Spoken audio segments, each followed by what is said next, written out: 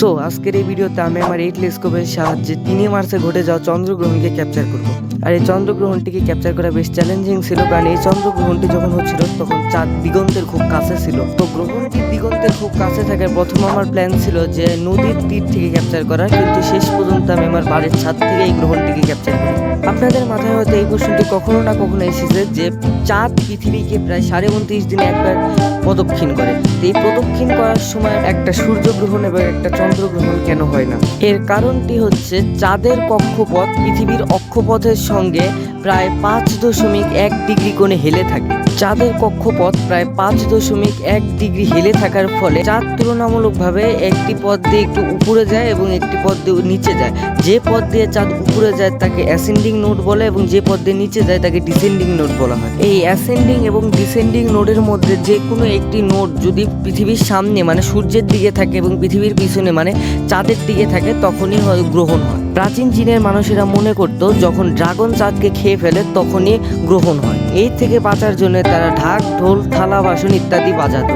থাইল্যান্ডের মানুষেরা মনে করত যে একটা মস্ত বড় ব্যাঙ, একটা ব্যাঙ নাকি চাঁদকে খেয়ে ফেলছে, তো এই ব্যাঙকে ভয় দেখানোর জন্য তারাও ঢাক, ঢোল, থালা বাসনই বাজাতো। এইভাবে ভারত, নেপাল ও বাংলাদেশের কিছু কিছু জায়গায় মানুষেরা মনে করত রাহু নামক এক দানব চাঁদকে খেয়ে ফেলছে। এছাড়া গ্রহণের পর স্নান করে শুদ্ধ হওয়ারও প্রথা ছিল। আমরা যেসব মানুষেরা এই সকল অঞ্চলে বড় হয়েছে তারা এইসব কথা একবার না একবার তো শুনেছি। পৃথিবীর এত এত সংস্কৃতি, কিন্তু এইসবের মধ্যে একটি মিল আছে। প্রত্যেকটি সংস্কৃতির মানুষেরা মনে করতো যে চাঁদকে কিছু না কিছু একটা খেয়ে ফেলেছে। এখনো অনেক মানুষেরা মনে করে যে গ্রহণ দেখা নাকি চোখের পক্ষে ক্ষতিকর। আসলেই কি গ্রহণ দেখা চোখের পক্ষে ক্ষতিকর? তো দেখুন, গ্রহণ হয় যখন পৃথিবীর ছায়া চাঁদে পড়ে, তখন হচ্ছে গ্রহণ হয়। আর চাঁদকে যেমন নর্মাল দিনে দেখা কোনো ক্ষতি নেই, সেরকমই গ্রহণের দিনেও চাঁদকে দেখলে কোনো ক্ষতি নেই। সূর্যকে যেমন নর্মাল দিনে দেখা ক্ষতিকর, তেমনি গ্রহণের দিনও সূর্যকে দেখাই ক্ষতিকর। সেই জন্য কখনোই সূর্যগ্রহণকে আপনারা খালি চোখে দেখবেন না। সো আজকে 1 তারিখ, তো সূর্যাস্ত হয়ে গিয়েছে আর ওখানে দেখতে পাচ্ছেন যে চাঁদও উঠে গিয়েছে। আর স্কাইতে একটু অপরিষ্কার, মানে একটু একটু ক্লাউডস আছে। আমি ওয়েদার রিপোর্ট দেখেছি, ওয়েদার রিপোর্ট বলে যে 3 তারিখে 0% ক্লাউড থাকবে। তো চলুন দেখা যাক শেষ পর্যন্ত কি হয়। A few moments later. So আজকে 2 তারিখ, যেমন কি দেখতে পাচ্ছেন স্কাইটা আগের দিনের তুলনায় প্রচণ্ড ক্লিয়ার হয়েছে। এভাবে যদি 3 তারিখ পর্যন্ত থাকে তাহলে আমরা এক্লিপসটাকে ক্যাপচার করতে পারবো। 24 hours later. সো গাইস, তো আজকে 3 তারিখ, তো লাকিলি স্কাইটা পরিষ্কার। আর ওখানে দেখতে পাচ্ছেন যে চাঁদও উঠে গিয়েছে, দেখাচ্ছে, ওখানে দেখতে পাচ্ছেন চাঁদও উঠে গিয়েছে। আর আমি তো প্রথমে ভয় পেয়ে গেছিলাম, কারণ আমি চাঁদকে দেখা যাচ্ছিল না। তো যাই হোক, তো তাড়াতাড়ি করে ফোনকে টেলিস্কোপের সাথে লাগিয়ে এক্লিপসটাকে ক্যাপচার করি। তো গাইস, তো দেখতে পাচ্ছেন এই যে আমাদের টেলিস্কোপ, আর যে এখানে চাঁদকে ক্যাপচার করছি। আর ফোন হোল্ডারের সাথে ভালো করে লাগিয়ে দিয়েছে। আর সামনে হচ্ছে চাঁদ, ওই যে দেখতে পাচ্ছেন গ্রহণ লাগা চাঁদ।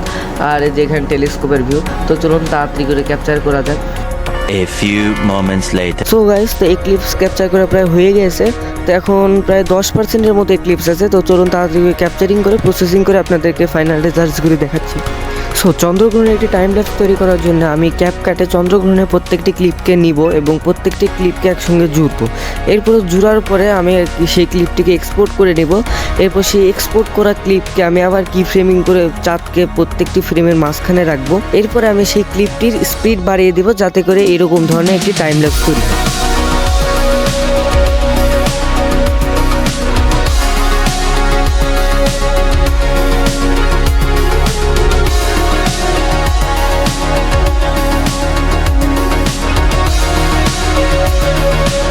এরপরে আমি চন্দ্রগ্রহণের শুরুর দিকের ডেটা এবং শেষের দিকের ডেটাকে প্রসেস করি রেজিস্টেক্স, পিপ এবং অটো স্টেকার, এই 3টি সফটওয়্যারের মাধ্যমে। এরপরে রেজাল্ট আসে এরকম।